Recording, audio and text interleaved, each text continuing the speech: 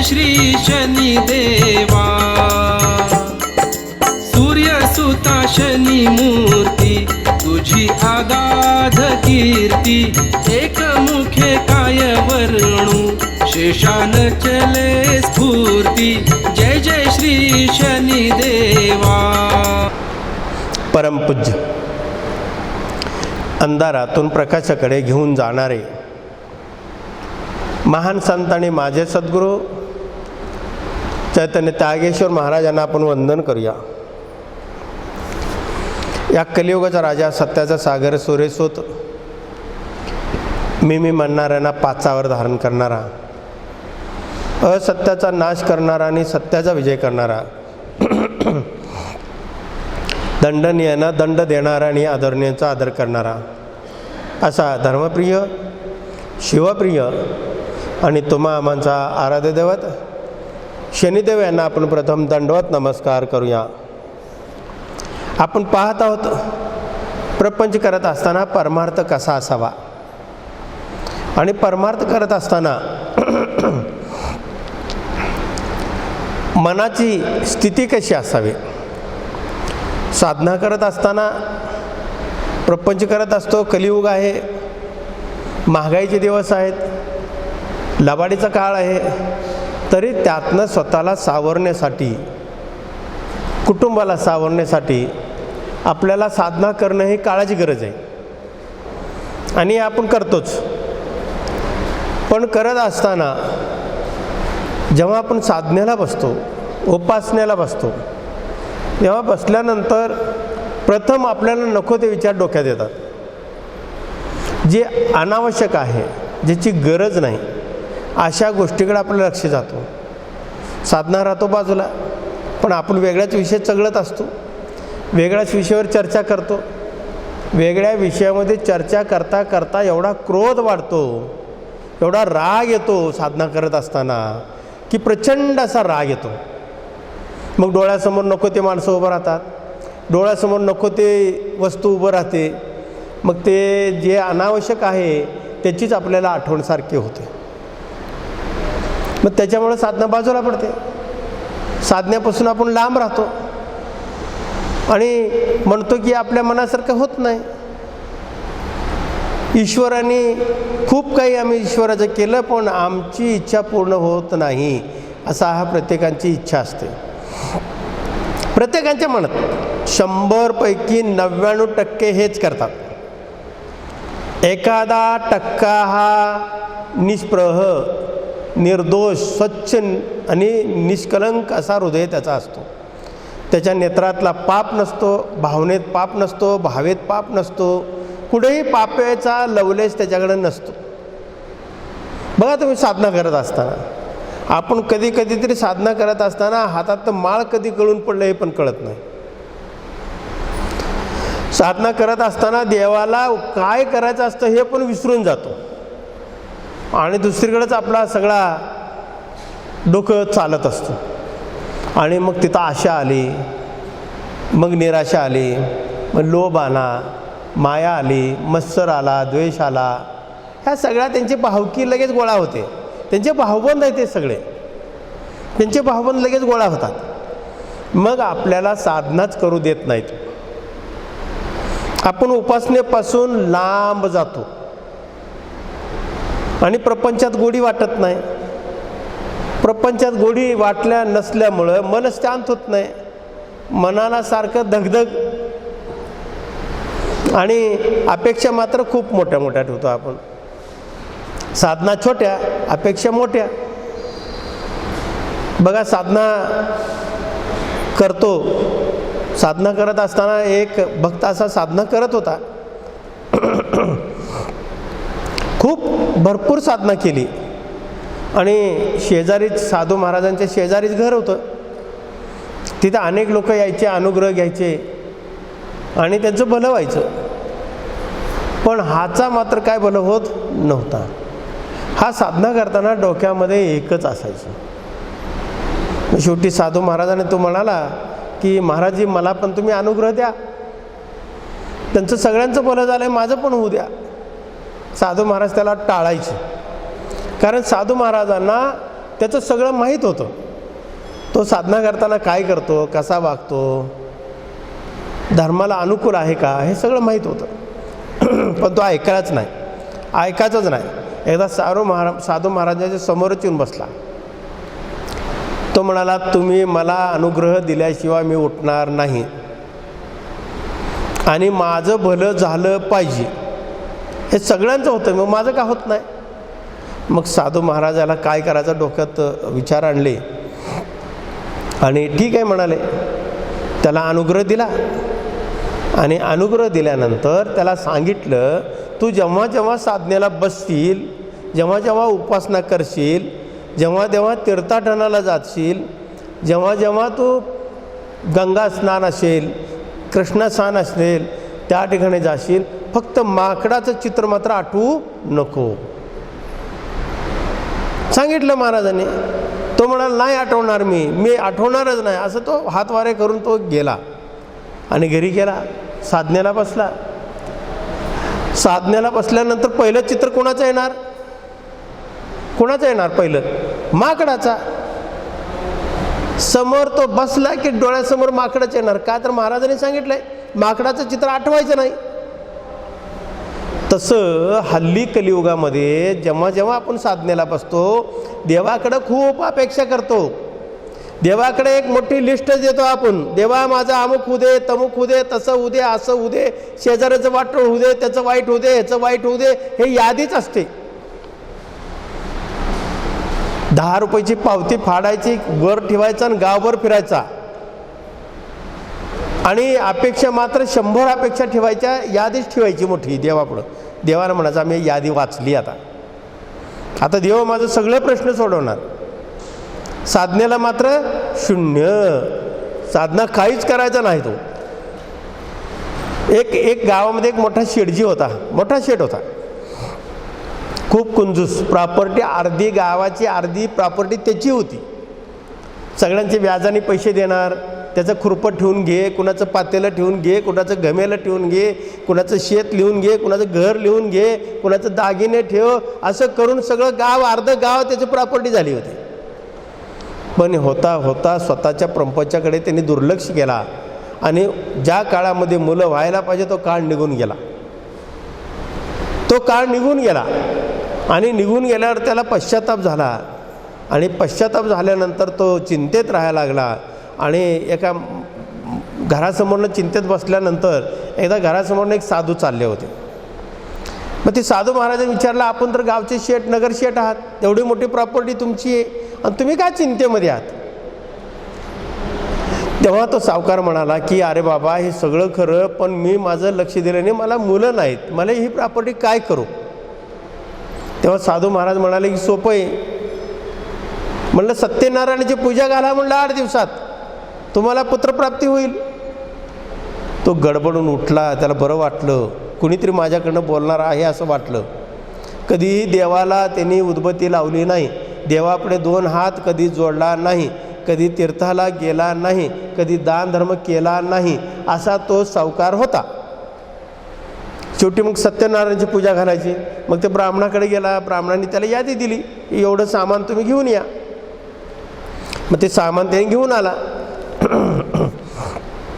घेऊन आल्यानंतर पहिल्या दिवशी तो ब्राह्मण काका त्याचे सामान तपासणीसाठी आला. तो नक्की काय काय आणले पाहावं, कारण ब्राह्मणाला माहीत होतं हा कसा आहे. तो तपासल्यानंतर त्याच्यामध्ये एक नारळ कमी निघाला. एक नारळ कमी निघाल्यावर तो ब्राह्मण काका त्या सावकाराला म्हणाला की शेठजी, म्हणलं एक नारळ कमी आहे, एक नारळ तुम्ही आणा. तेव्हा तो त्या ब्राह्मणावर वैतागला. अरे म्हणलं, एक नारळ कमी असलं तर चालत नाही का? म्हणलं सत्यनारायणाची पूजा करावंच का? तो त्याची स्टोरी चालू केला. तो ब्राह्मण काका म्हणाला सत्यनारायणाची पूजा करावं न करावं तो तुमचा प्रश्न आहे, तर मी दिलेली यादीमध्ये एक नारळ कमी आहे, एक नारळ उद्या आणून ठेवा. बरं, तो ठीक आहे असं म्हणाला आणि मग दुकानामध्ये गेला नारळ आणायला. दुकानामध्ये गेल्यानंतर त्या काळामध्ये थोडी स्वस्ताई होती. त्या काळामध्ये दुकानदाराकडे गेला आणि ही यादी त्याने स्वतःच्या पत्नीला दिला होता. पत्नीनं सामान आणली होती, कारण हा 1 रुपये कधीही मोडलेला नव्हता. हा गोळा करायचा एकच माहीत होतं त्याला.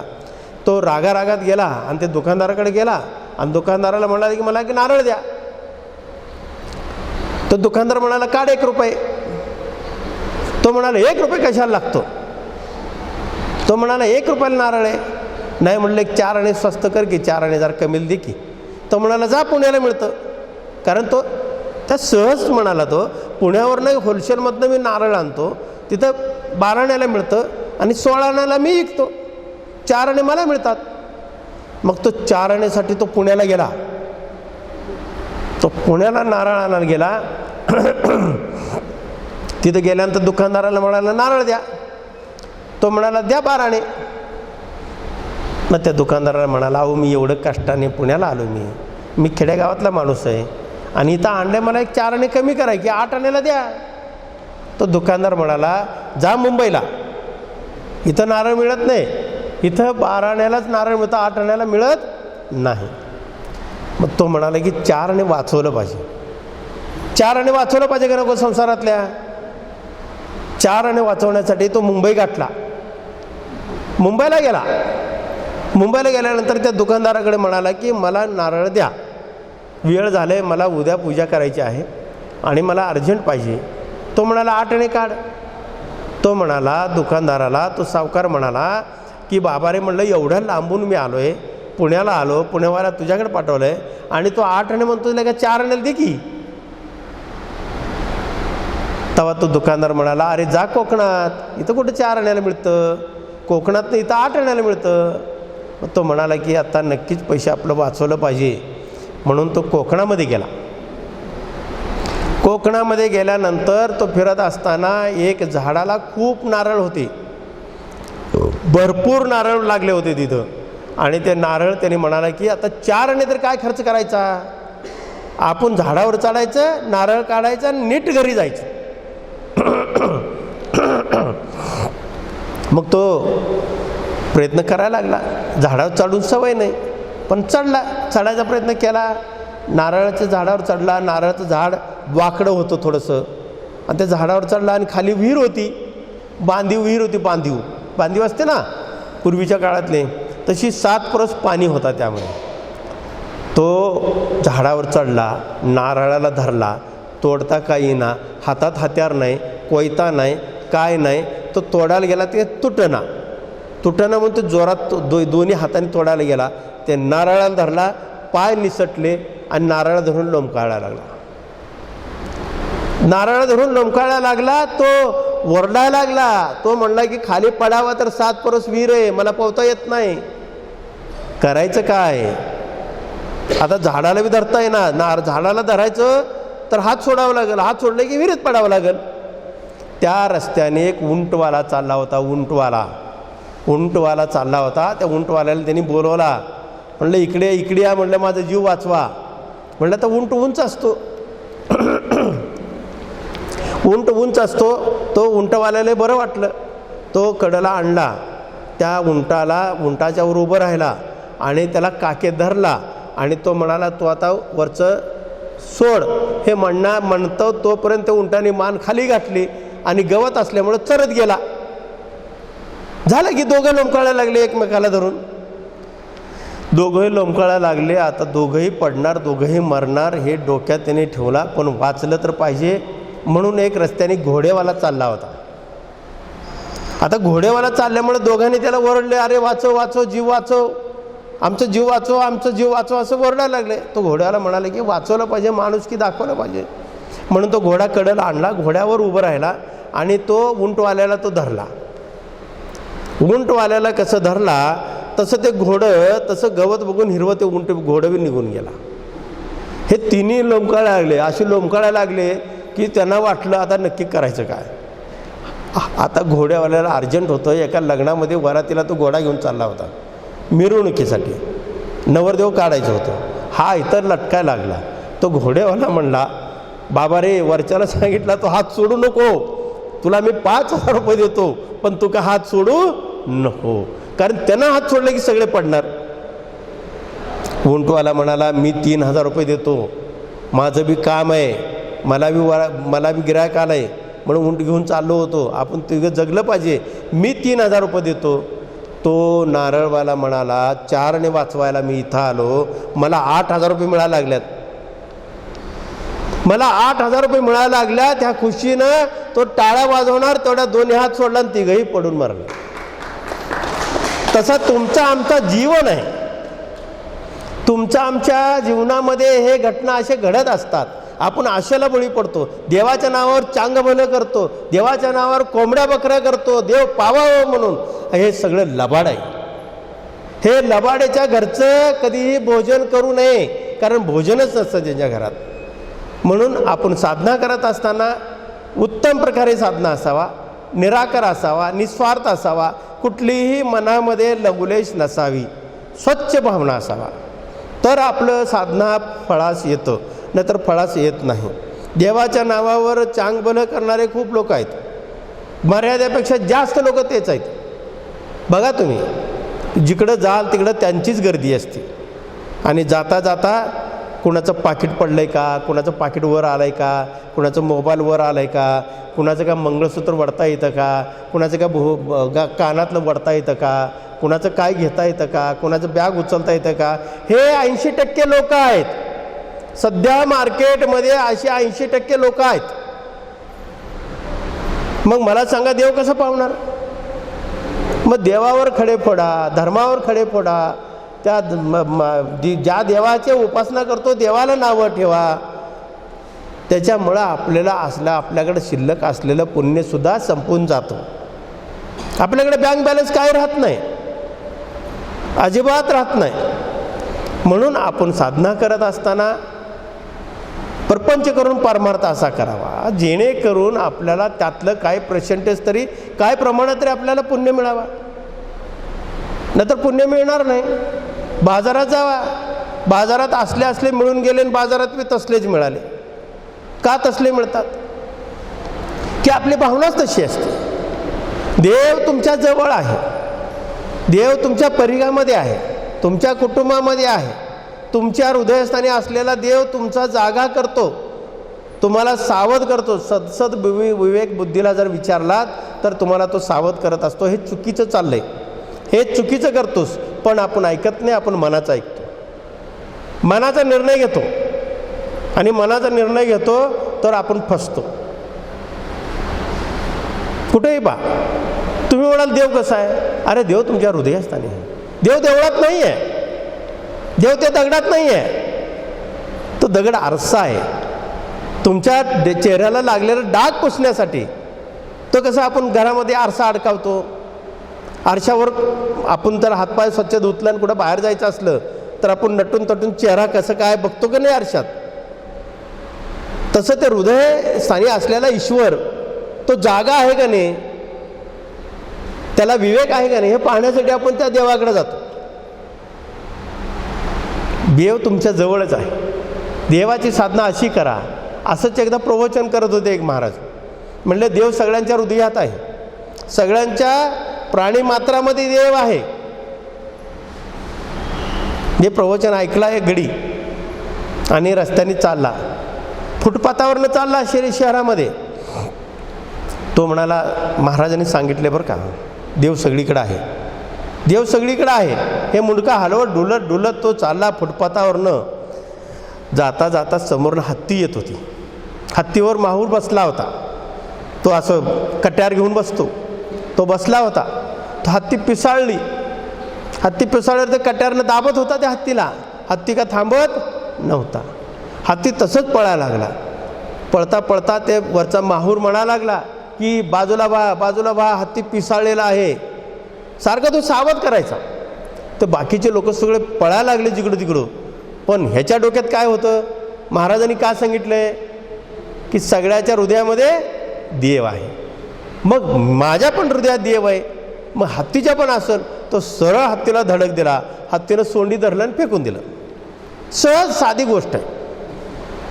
फेकून दिलं. फेकून दिल्यानंतर त्याला लागलं, दवाखान्यात गेला, ॲडमिट झाला. 2-4 दिवसांनी तो उठला आणि त्या महाराजाला 4 शिव्या दिल्या. अगदी हाडसून शिव्या दिल्या त्याने ठेवणीतल्या भाषेतनं. हा म्हणलं नालायक महाराज, अमुक तमुक काय बोलला तो. बोलला. म्हणलं त्याचं मन राहावं ना. म्हणलं आपण महाराजाकडे जाऊया, त्यांनी फसवलं आहे मला. मग तो महाराजाकडे लंगडत लंगडत गेला आणि महाराजाकडे गेल्यानंतर त्याला बघितलं महाराजांनी आणि कपाळाला हात मारलं. म्हणलं हे काय उद्योग करून आला ह्यो परत.